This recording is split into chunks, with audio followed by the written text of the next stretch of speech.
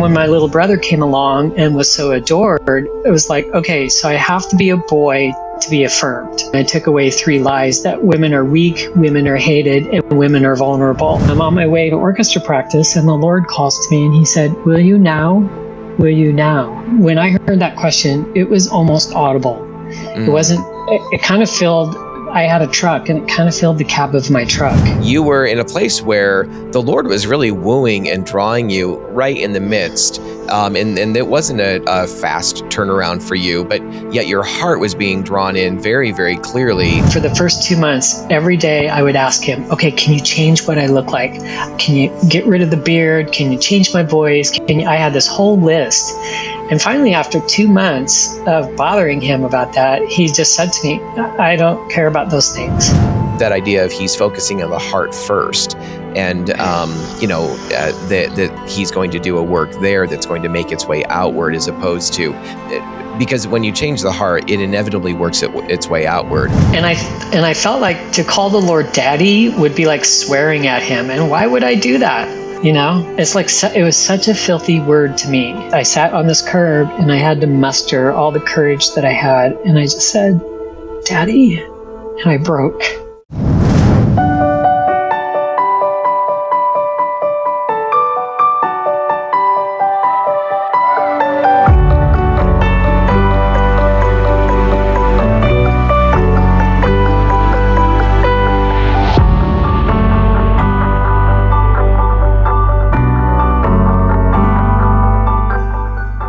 Well, hey, friends, thank you so much for joining us for another episode of the Love and Truth Network podcast. If you're joining us through Love and Truth Network or through Transforming Congregations, we just appreciate that you're here, that you're taking in the content. And of course, we are hoping and praying that these are the various topics that we're talking about with different guests will be something that's of huge benefit to you and those you know and love and care about. We would encourage you to sign up and subscribe for the podcast, and also pass around to your spheres of influence those who might benefit from these conversations. So again, thanks for joining us. I'm also happy to have Kathy Grace back with us again. This is her second time of doing a podcast with us. And we want to kind of focus a little bit on a different slant than what we talked about the last time. But what I've asked is for Kathy Grace just to do a refresher. There'll be some of you who've never heard her story before. I would encourage you to go back and listen or view the one that Kathy Grace and I did maybe, 8-9 months ago or so, and pick that up again. But regardless, if you're just picking up for the first time, I just want to have Kathy Grace share a little bit of her story with you, and so you can kind of get up to speed on who she is and how God is powerfully at work in her life for this particular season and moment that we're in this generation. Thanks, Kathy Grace, for joining us. Yes, thank you for having me. Absolutely. So, my story starts when I'm about 4 to 5. I believe that I should have been born a boy. I felt that I was a boy born into the wrong body. And so I started struggling right from a very early age. And before I even went into kindergarten, I felt like I'd ride my tricycle over and I'm going to pick my girlfriend up because we were going to get married. Now, somehow in my little mind, I knew that wasn't normal. So I just kept this a secret, kept internalizing it. And then I started school, which was kind of traumatic because my mom, not knowing how I felt, dressed me in dresses. She was a homemaker. So I go to school having to be recognized as a little girl, struggling with wanting to be a boy. And then at the age of 7, my little brother was born, and he was adored. So being raised in a dysfunctional family, my dad was verbally and emotionally abusive to my mom. So even before my little brother was born, I took away 3 lies that women are weak, women are hated, and women are vulnerable. Now, at such a tender age, I didn't have the tools to go, okay, my dad's an abuser and my mom's a victim. Instead, I'm just like, okay, that's my mom. I'm a girl. It must be true about me. And then when my little brother came along and was so adored, it was like, okay, so I have to be a boy to be affirmed, to be liked. And as a girl, I can be replaced because it felt like he took my place when he was born. So still struggling, continuing to grow up. And then my older family member, when I was like between the ages of 10 and 12, I was molested. And so that really cemented in women are weak, women are vulnerable, and women are hated, because if that wasn't true, this shouldn't be happening to me, right? So fast forward, struggled all through school, through high school. I still did really well and I had friends, but there was always this inner turmoil that was going on. And finally, at the age of 19, I could no longer take it. I'd graduated from high school, so I moved out, found a doctor, started taking hormones, changed my name, and began to live as a man. And I believed I was free. I'm like, yoo-hoo, I've arrived. I'm now this man that I should have been all along. And I had this job. Well, I got this job through a woman that I went to church with. So the family that I was living with had 2 daughters, and they kept bugging me to go to church with them. Now, I was raised Lutheran, right? So I'm like, yeah, I don't want to go to church. I don't need that. And they kept bugging me and kept bugging me. So finally, so that they would leave me alone, I went to church. Well, at this church service, they're talking about Jesus. And I'm like, who's Jesus? I guess maybe I was asleep when, at the Lutheran. I'm not saying they didn't teach about him. I just don't remember. And so I'm like, I think I want to know this Jesus. So I went down, took an altar call, accepted Jesus as my Lord and Savior. And I got up the next day and I didn't feel any different. I heard all these testimonies. People were free and they felt so amazing. And I'm like, I don't feel anything. So because I didn't think it had worked or I did it wrong, the next 2 altar calls that they did, I went down to accept Jesus as my Savior. And finally, the pastor comes up to me and he goes, just so you know, you got saved. Okay. It took. I'm like, okay. Well, I still didn't feel anything different. Well, in the meantime, this woman that I went to church with found out I needed a job. So she got me a job at where she worked. And my dad found out.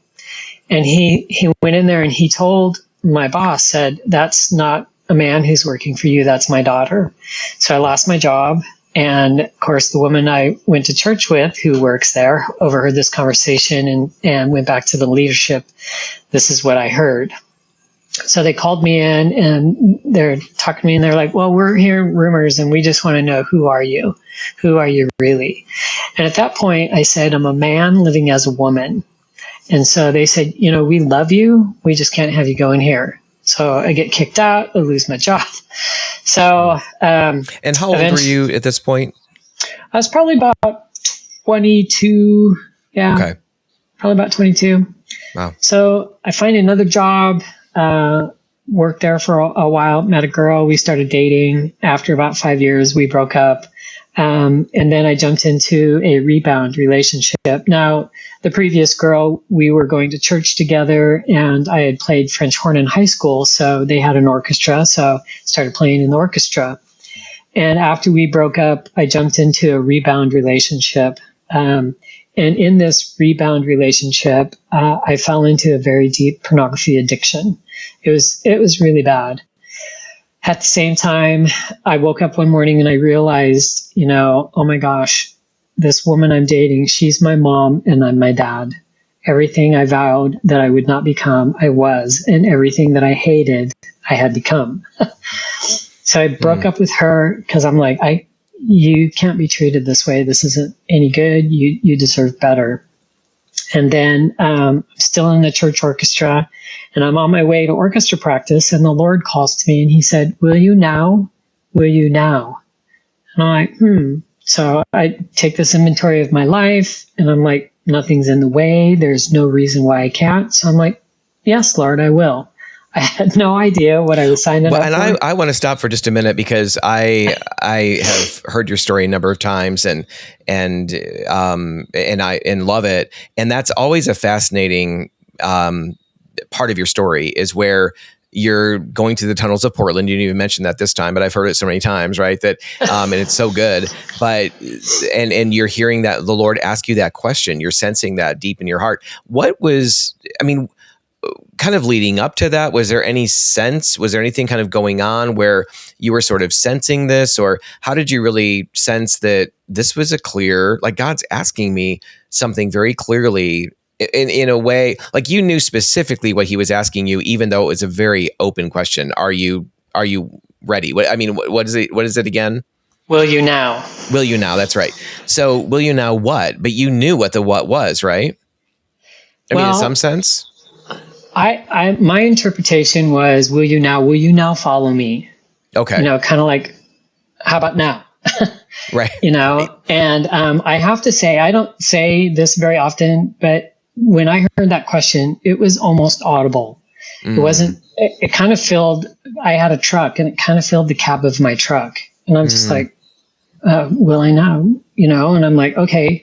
And I felt like too, that he's asking, this is a very serious question. And so yes. I really need to make sure I can say yes. So that's why I'm like, so I'm looking in my heart. Is there anything in the way? Yeah. Is there, and I'm like, yes, Lord, I will. Not having any kind of a clue. But I think what happened too in that moment is that was also a prophetic question. So the 4 years later, where I'm confronted by the church, I felt like, because the word says, let your yes be yes and your no be no. And I felt like he provided that yes. So when I'm confronted to come out of the lifestyle, my yes would be yes. Okay. All right. So pick up where I interrupted you because we're getting into some more good stuff. So I say yes to the Lord, go on the way to orchestra practice. Again, I'm like, I don't know what that was about. I don't feel any different, but something had changed. I started seeking the Lord. And it was about 3 months later that I realized that night when I said yes to the Lord, he delivered me fully from that pornography addiction. Now I'm talking, this was my drug. And I felt like I'd go through withdrawals if I didn't watch pornography, and it was just gone. I'm a little slow on the uptake. I'm like, okay, wow, where did that go? I haven't struggled. And so from that point, I just started seeking the Lord. I opened my heart and my mind everywhere to him. I got involved in the junior high ministry. So I had a small group of boys. I just wanted to pour into them. I also had a men's Bible study. I wanted to read the word, know the Lord. And then I was involved in the college age group as well as the single adults. And I just thought, okay, wherever you're going to be, I'm going to be, because I'm going to know you. And that was probably about a 4-year period in doing that. And in that 4 years, the Lord also brought a spiritual mom and dad. And I didn't understand Garry, the spiritual dad. I didn't know what he was pouring into me. I had no clue. Yeah. But he was instilling that into me. And so fast forward. And Kathy Grace, I feel like you also, when you were saying that, like, where you were involved in a lot of things and where God was, like, you wanted to be there, it reminds me of Henry Blackaby's Experiencing God, workbook. And one of his things is saying that we want to be where God is at work, basically. Find out where God is working and join him there is the statement. Yeah. And, but I also feel like I remember you, and maybe I'm confusing this, but I feel like you also talked about in some past interviews about how you made space for God in your own home too. Like I felt like you were being very intentional, not just about getting involved in things kind of out in Christian circles and ministry, which is so good. But I felt like you were also really cultivating that in your own personal space too. Is that correct?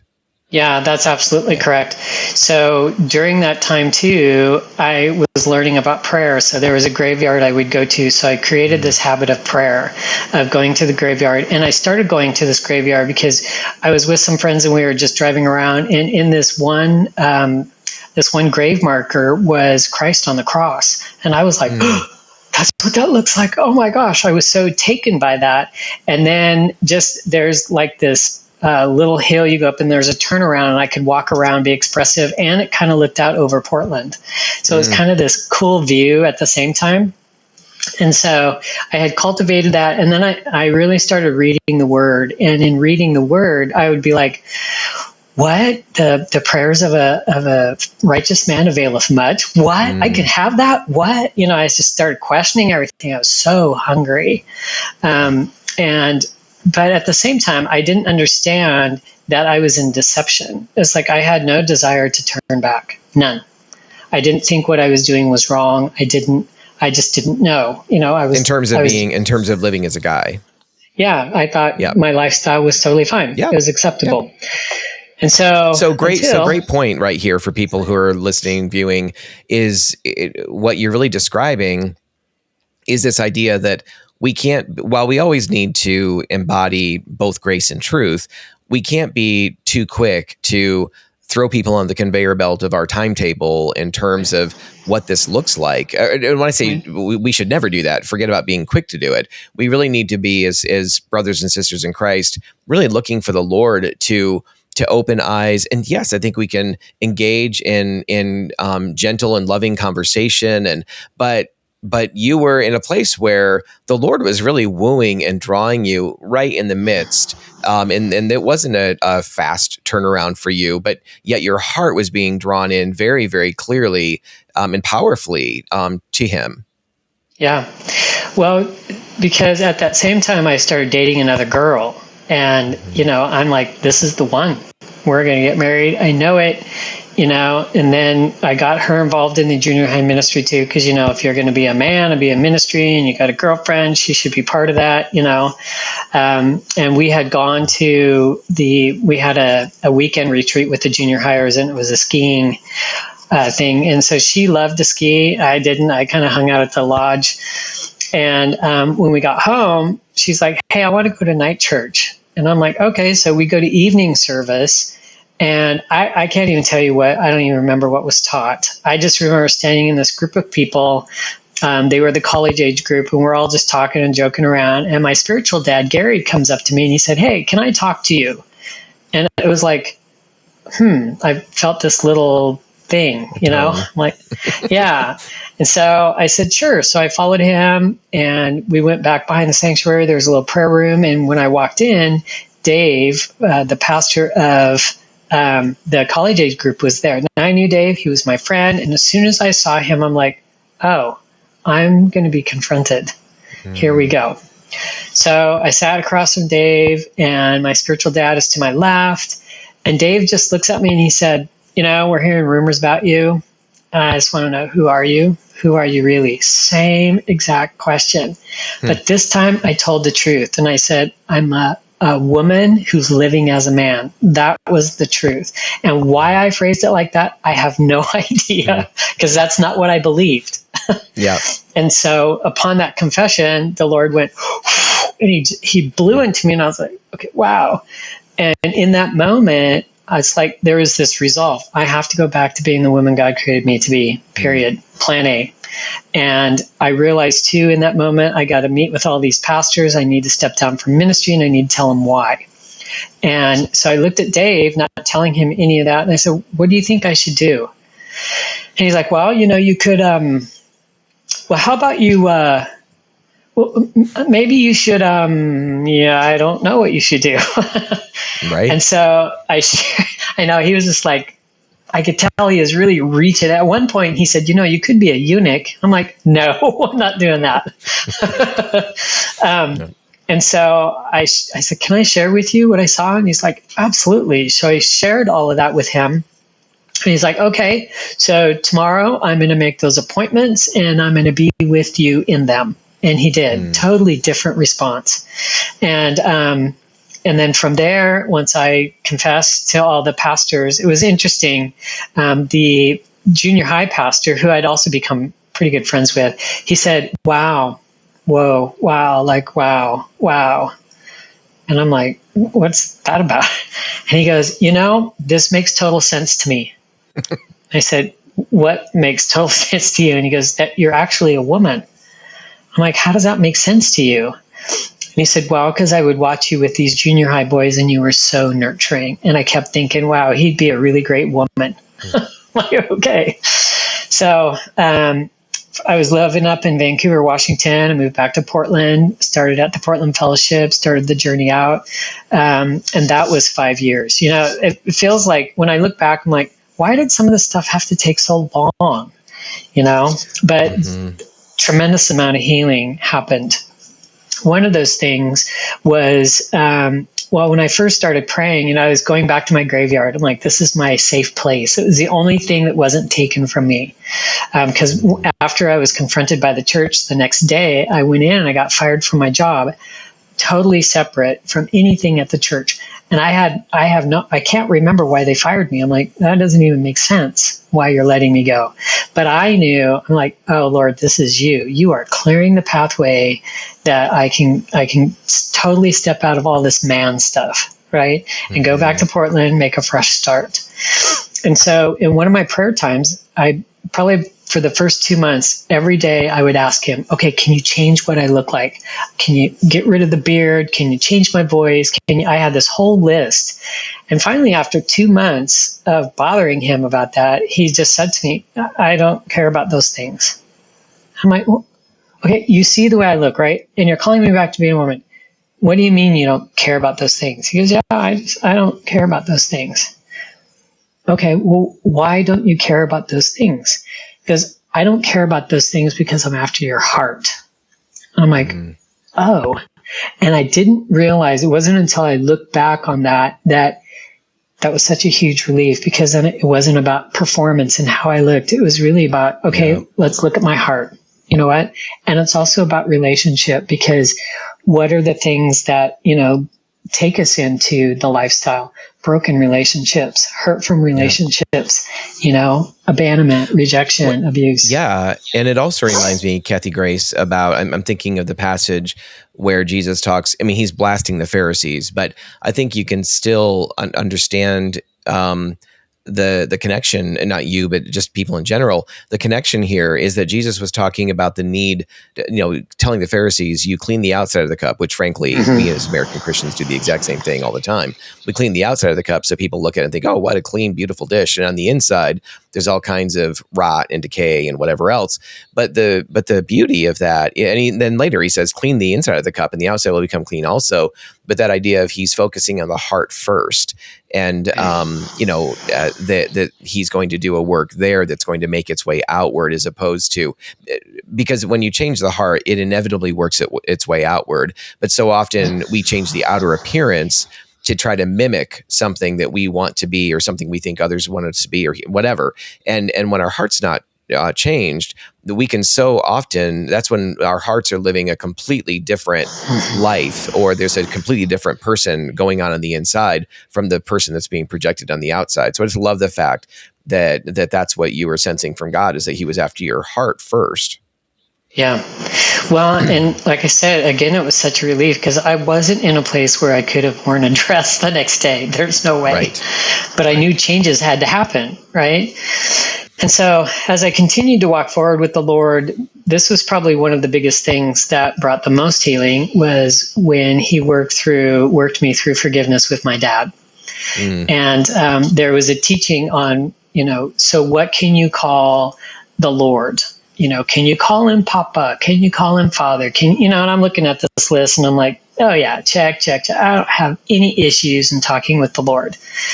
And then I go to prayer the next day, and I start to pray, and the Lord says, when you pray, I want you to call me Daddy.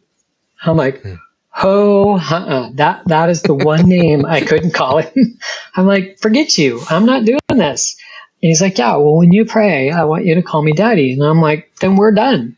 And I left. I came back the next day, honestly thinking, okay, I've given him 24 hours to think about this. He's going to see that I'm right. Right. And so I get out and I start praying. He's like, when you pray, I want you to call me Daddy. I'm like, no, I'm not doing that ever. Did you not hear me? Ever. And so I left. And so for 2 weeks, Lord, call me Daddy. We're done. And I would leave. And then after 2 weeks, I'm like, dang, I'm missing this prayer and during time. this time, during this 2 weeks, Kathy Grace, it doesn't sound like you were even kind of digging in to figure out, what is this about? Like, why am I wrestling with this? It's just kind of a flat no. Like, I'm just not doing it. Yep.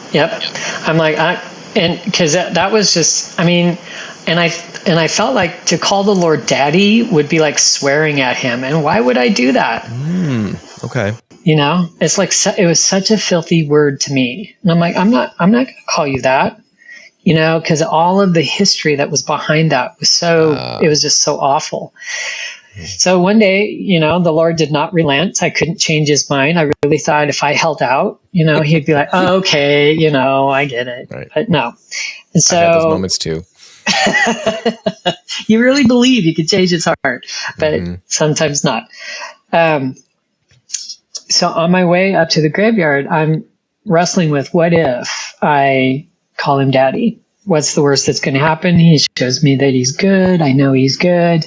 What could happen? Oh, but if I call him daddy, then I've given him that place of dad. And my dad was a punisher. And what will the Lord do? Is he going to punish me? Is he going to hurt me? Is he going to be with my dad? Is he going to be abusive? But he's good. So back and forth. Finally, I get to the graveyard and I get out and I'm like, I'm risking. I'm doing this. And so I did. I risked. And I sat on this curb and I had to muster all the courage that I had. And I just said, Daddy. And I broke. And I sobbed and I sobbed and I sobbed and I sobbed. And then once I stopped sobbing, I don't know how long I cried. It felt like at least 20 minutes just crying. This rage came up with me, this anger. And I was just furious. I've never felt a rage like that before. It was kind of scary, honestly. And I started pounding my fists on the ground because on the other side of the curb was grass. And I started pounding my fist, screaming, I hate you, I hate you, I hate you. And then I realized, oh, I just called the Lord Daddy and I'm in prayer and I'm screaming at him, I hate you. And I'm like, Lord, I'm sorry. I don't hate you. I don't hate you. And the Lord said, I know, but you had to for a moment. And then I saw all this stuff be absorbed into the cross. And from there, I began understanding that the lies my dad, or the things that my dad had said to my mom, I took them as lies and they had to be true of me because I'm this little girl. Here's my mom, my role model. It has to be true because she's a woman. I'm a girl. If what he's saying is true, I'm going to grow up and be like that. I don't want that. Right. But I can't be that man. So I made a vow that I'm going to be the man he is not. But from that, after that was broken off, I began to work through forgiveness of my dad. And I realized in this whole part of forgiving my dad that I began to look at all men and realize, okay, not all men are my dad, because I was fearful of them. It felt like once I let that wall down and I forgave my dad, and to the point where we reconciled, I met with my dad. And that was so healing, because when he began to get abusive with me, I could draw a boundary and I went, no, you're not going to treat me like this. I'm sorry. It doesn't work like that. And so, that brought such tremendous healing, because then I understood I could embrace being a woman is good. Scripture was true, and so eventually at the end of that 5 years, I changed my name, started living as a woman, and I've been out of that lifestyle for 31 years now, and I lived in it for 11. Yeah. So it's pretty amazing what the Lord can do. Yeah, it's so amazing. I mean, you're absolutely right. A couple of things, and we do want to kind of focus a little bit in this time, and you did a great job in your story on the dad side of it, right? And also the ways that God, both in terms of our natural fathers, obviously, but also in the ways that God gives others to within the church to really, in some sense, symbolize the good of the masculine and the good of his intention for fathering. No one does that perfectly. And no one can ever take the place of our earthly father or mother or any of that fully. But definitely I've experienced it, and I've heard others talk about this too on many, many occasions, and how God really poured out and brought healing to those broken places, particularly mother wounds, father wounds, in the presence of other men or in other women. And so I think it's so important that we understand that God is calling us into the church, and to, as Hebrews talks about, not neglecting of our gathering together. He's calling us to that, not just for the sake of coming in and singing some worship songs. And that's a powerful thing to do. It's a good thing to do. It's a good thing to be recalibrated every week by a message that brings us back to the truth of the Word of God, and how we tend to just get off track so easily by swimming in the waters that we swim in with regard to culture. And so, but in addition to that, there's the relational components, the opportunities for having a good spiritual elder brother or elder sister, peers within the body of Christ, brothers and sisters in Christ, as well as these spiritual moms and dads, is really an important thing that we have. And then also something that we should be aspiring to be for others too. And so before we go there too much, in terms of the positive nature of what God did to really secure you and kind of reorient you and build up a lot of who you are as a woman made in His image, I just want to go back a little bit into your story. And I've heard your story, as I said, a number of times, and it's always a joy to listen to. And I always love to introduce other people to it because it's so powerful. But when you were 4 or 5, maybe 4, that realization that you wanted to be a boy, I mean, I know we can't remember back much. Most people can't remember too much beyond 3 or 4 years old, but was there anything else? Because I know you kind of start with that, and then also that intention that you very much felt of, hey, I'm going to ride my tricycle. I mean, the emphasis is on, hey, it's not even a bike. I'm on a tricycle, thinking I'm going to go over and pick up my girlfriend because I want to, someday marry her or whatever. Was there anything prior to that was kind of, do you look back on as giving clues or negative experiences that might have happened prior to all of that? Anything that you're aware of? I remember my dad being very verbally abusive to my mom, and I can remember being afraid and just going, oh my gosh, this is bad, and I'm a girl. This is bad. This is so bad. And my mom told me of a couple of things that when she told me, she said, and I don't remember this, but she said, I would go to put you in dresses for church and you would kick and scream and fight me. And I'm like, I did? She's like, yes, you did. And she goes, I think at one point she even told me it was as early as age 2. She'd put me in dress and I would kick and scream. And I had also become very independent. Now, I can remember some of this. My mom would want to help me with something, and I would say to her, I do myself. Because by then my emotions were really cut off and I couldn't trust anybody. You're not safe. You're my mom, but you're not safe. And so I'm just going to do this myself. And I don't remember ever, allowing her to help me, or my dad for that matter. Don't help me. Don't touch me. Just leave me alone.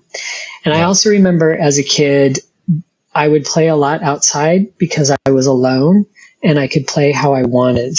I could play my character as a guy. And I loved that. I was constantly playing cowboys and Indians.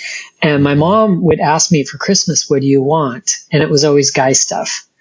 She goes, well, I was thinking about getting you a Barbie. And I'm like, no, I don't want to be no, I don't want that. My grandma trying to make me be a little girl would buy me all these little dolls and a dollhouse and, tea sets. And I hated it. I absolutely hated it. Yep. Well, it reminds me too. So in the book that I wrote, the second, third, fourth, and fifth chapters are on the 4 primary stages of development: 0 to 2, 3 to 6, 7 to 11, I guess, or 12, and then 12 to 16.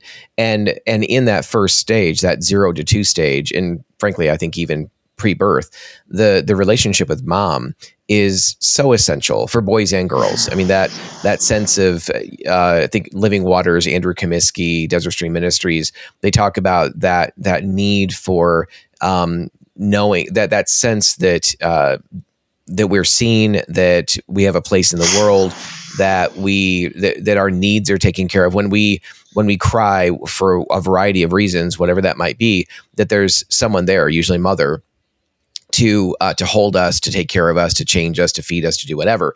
And then for boys in particular, around the age of 1.5 or 2 or so, and of course, Dr. Julie Heron Hamilton talks about this a lot too in what she speaks about as a licensed marriage therapist, are these stages of development. But usually a boy will begin to break away a little bit from mom. He'll start to recognize, I'm like you've talked a number of times of recognizing, mom is being abused here. And at some point you realized, in a way that you probably can't think back on and remember the specific time, it was this cumulative effect, I'm assuming, of your dad's verbal abuse and other kinds of abuse or whatever toward her, and you're recognizing, wait a minute, I'm like her, and that feels unsafe, and that doesn't feel good. And then at some point also, you're saying that, like, it wasn't like you were so drawn to dad and so admired him. And I've heard some women who experience like same-sex attraction or also perhaps gender dysphoria,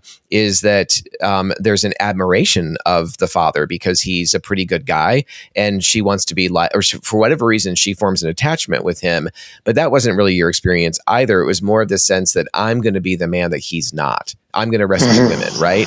So it's kind of that, and talk about casting a vision at a very early age of a distorted view of what could never be, right? So anyway, these stages of development, I think, are so helpful to understand the vital role of stages where we need mom, we need dad in that 2 to 6 time frame. And mom, of course, never goes away, our need for her. But there's a new kind of relationship with dad.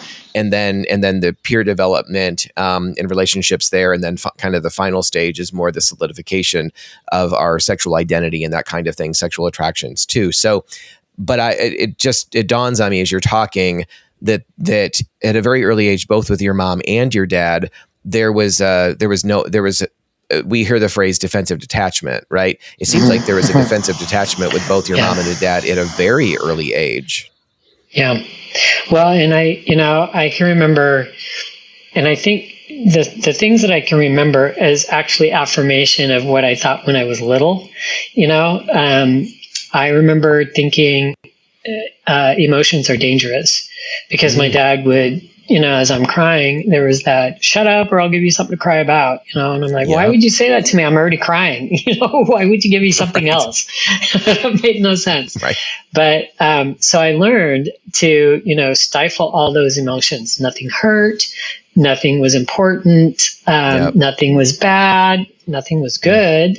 Because I couldn't be too happy because then my dad thinks that there's something wrong with me if I'm too happy. Because I remember when I came out of the lifestyle, I had to work as a man for probably about 1.5 years because of just physically how I looked. And I can remember loading this pallet, and as I went to put it down before I put anything on it, it scraped on my shin.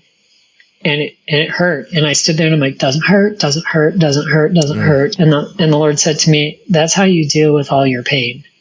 And I'm like, what? And I know, you talking to me like that? But I can remember cutting them off because my dad was so, he was very German. I don't have anything against Germans, but he was this is the way it is. And this is the only way it is. And very rigid.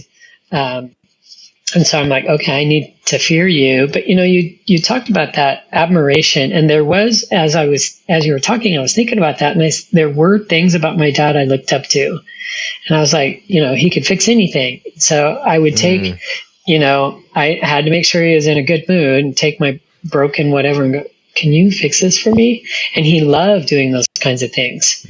But, outside of that, don't talk to him because he was just unavailable. Emotionally. Well, and so the event, how did the what you described in the graveyard with really crying out and having this experience with God, and did that intersect with your earthly father at all, or was that really just about, did you have an awareness when that was happening that there was something that was kind of core tied to your earthly father, or was this really just something that you and God needed to work through? I think it was a both, because as I began to work through that, it feels like this whole ball of yarn was just unraveling everywhere. And it wasn't just unraveling, it's like it had been cut. And so there's strings going everywhere now. Because there was understanding, okay, so now, Lord, you're in the place of my dad. What does that look like? What can I expect? Is there expectations on me that I'm not going to know how to fulfill? And the Lord just began to love me, and he began to bring safe men around me. I can remember I went to a Living Waters conference, and I was down front, and they said, come down, and they had men stand up and come in to ask forgiveness. And this guy approached me. I don't even remember his name. I barely remember what he looks like. And he put his hand on my shoulders and he goes, I just feel like I need to come pray for you. I'm just like, okay, but I'm not, I'm thinking I'm not going to look at you because it doesn't matter. It doesn't work, because I was, my shields were up. I'm like, And he said, I feel like I need to ask for forgiveness for your dad. I need to stand into the place of your dad. And I'm thinking, okay, what? Who does that? And then I'm like, okay, he's going to lay something on me. He's going to, because I'm still, okay, if you're going to stand in the place of my dad, then you have to be like him, right? You just have to be. And instead, he wasn't. Yeah. He asked forgiveness and he named up, that had to be the Lord, because there was no way he knew. He didn't even know me, but he's asking for forgiveness, and maybe it's common forgiveness to ask for, I don't know, but he was saying, all those times where I didn't affirm you, I'm sorry, please forgive. It's like, I was a heap. I was such a heap. And I can remember I couldn't stand up any longer. I just fell on my knees and he got down next to me. And I can remember looking at him like, what are you doing? Stop. But yet I'm like, don't stop, Right. And so he sat with me until he goes, are you okay? Can you get up yet? No. It's like, that's okay. That's okay. And then that prayer time was over and he helped me back to my seat. And I can remember, I'm like, I can't look at you. I can't look at you. I can't look at you. Because I was embarrassed. I was undone. I was extremely vulnerable.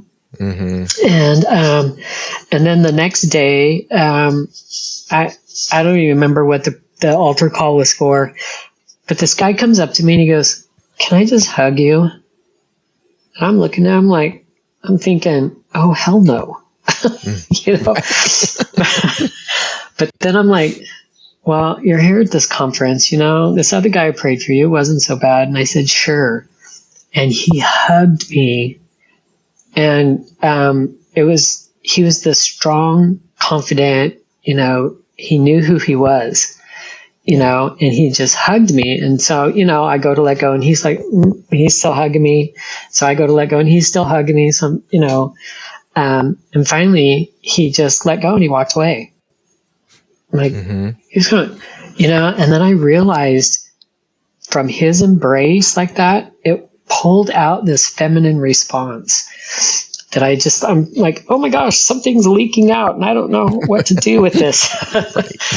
Right. But his masculinity pulled out my response to him and my femininity, and I didn't know what to do with that, and I was talking about it with somebody later processing. I'm like, this guy came up and hugged me and he totally undid me. I was like, I didn't even know my name.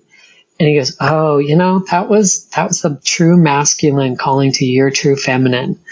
I'm like, is that what that was? Because that was amazing, scary, amazing. Yep. And so this whole conference just poured in and pulled out the good. It was amazing. Thank you for joining us for this week's podcast. Please join us next week for part 2 of this interview.